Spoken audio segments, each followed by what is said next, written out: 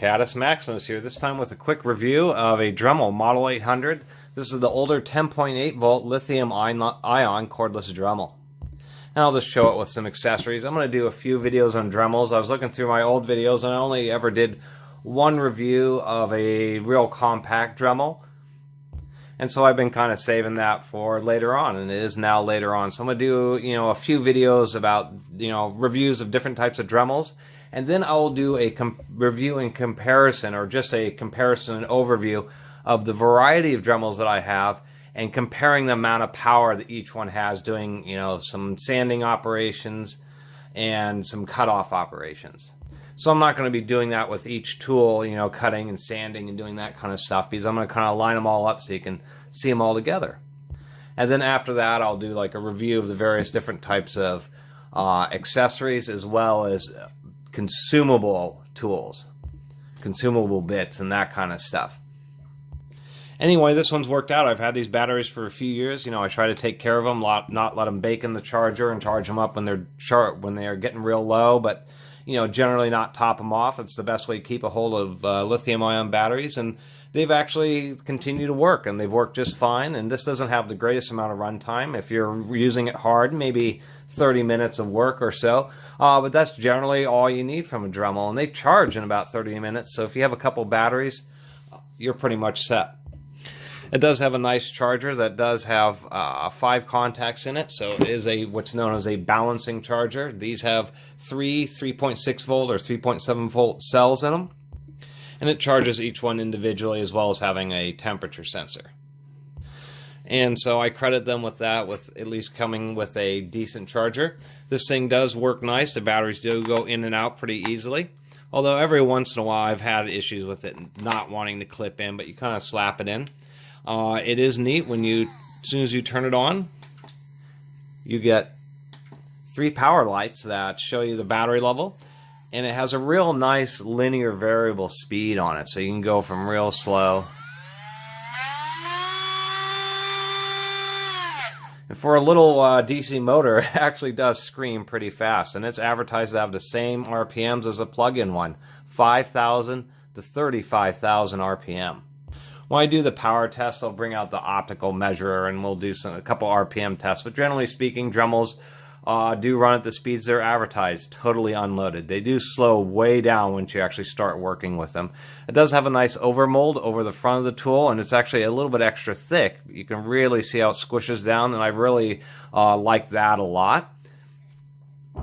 I do wish this lock button was a little bit smaller. Now, what this lock button does is you press it, and of course it will find a hole in the spindle and lock it so that you can use a wrench to unlock and lock the chuck. Most times I just use finger tight or hand tight to lock down accessories, but oftentimes it gets stuck and you still need to use a wrench to loosen it.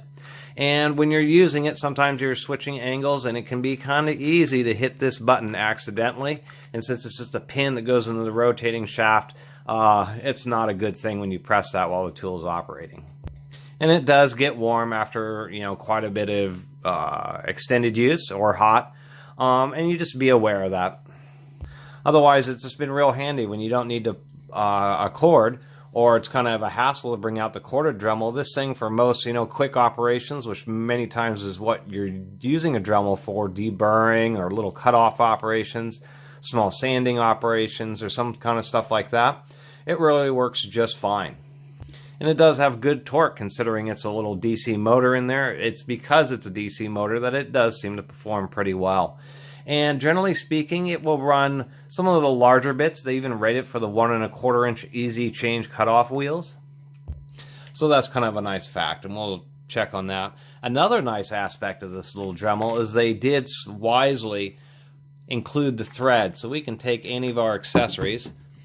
We actually have to remove this chuck. One thing about Dremel with the accessories is that they have a square drive. So we have the standard chuck and collet. You can get little 3-jaw chucks, but when you're driving accessories, you need this little square drive unit. And so we just thread this thing on, like so. And now we can drive any of our normal accessories. Whoop. Such as this right angle adapter.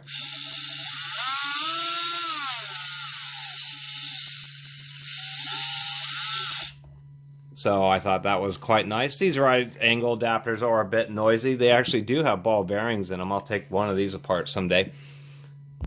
But it's just nice that it's compatible with just all these accessories. Here is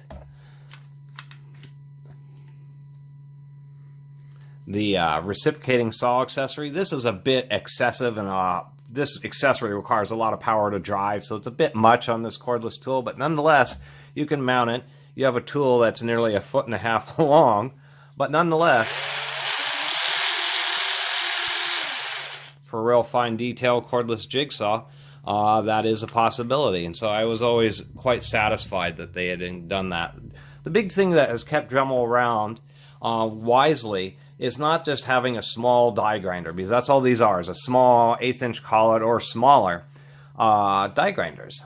And if a Dremel doesn't have enough power for you, get like a drywall cutout tool or a real die grinder, and they usually come with 1/8" inserts for the 1/4" collets. If you need more power, you know, get a more powerful tool. But Dremels really work as expected, and it's just nice to be able to have all these different little accessories, like this little routing accessory here, or this other routing accessory over here, where you can thread this in, and it's kind of neat because it takes all the Dremel accessories and makes them cordless.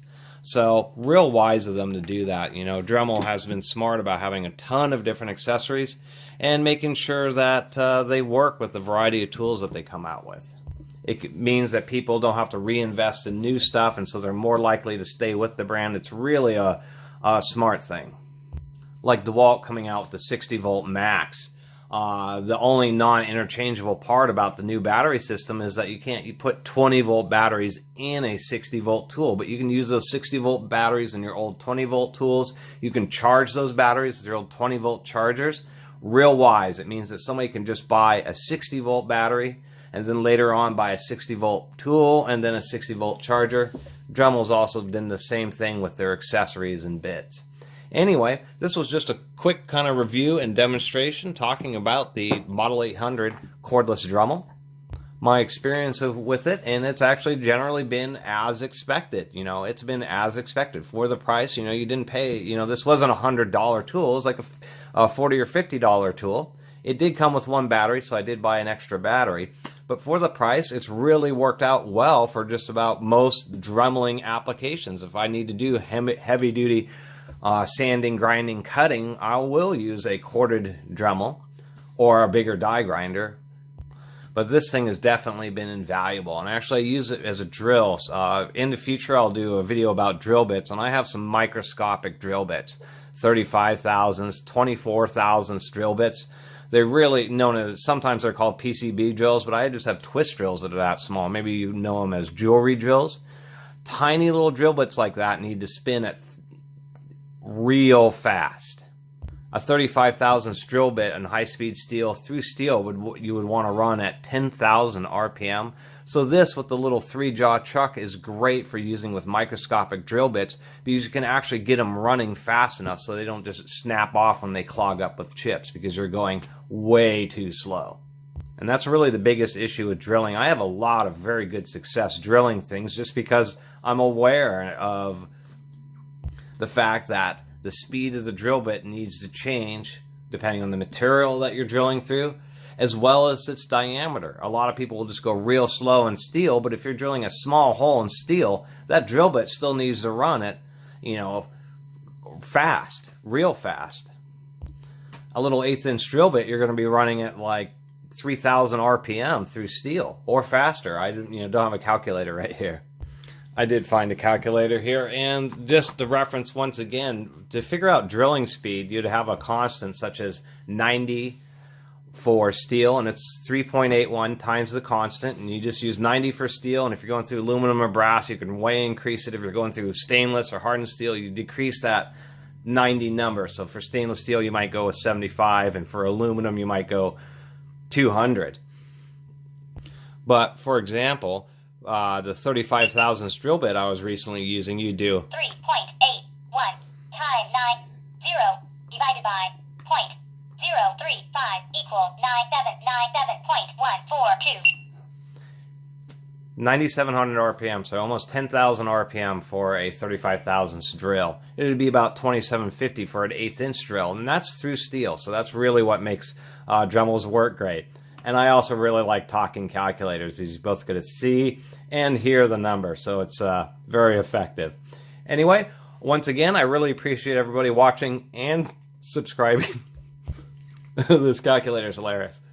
Watching and subscribing, and if you haven't subscribed, please do. Catus Maximus out.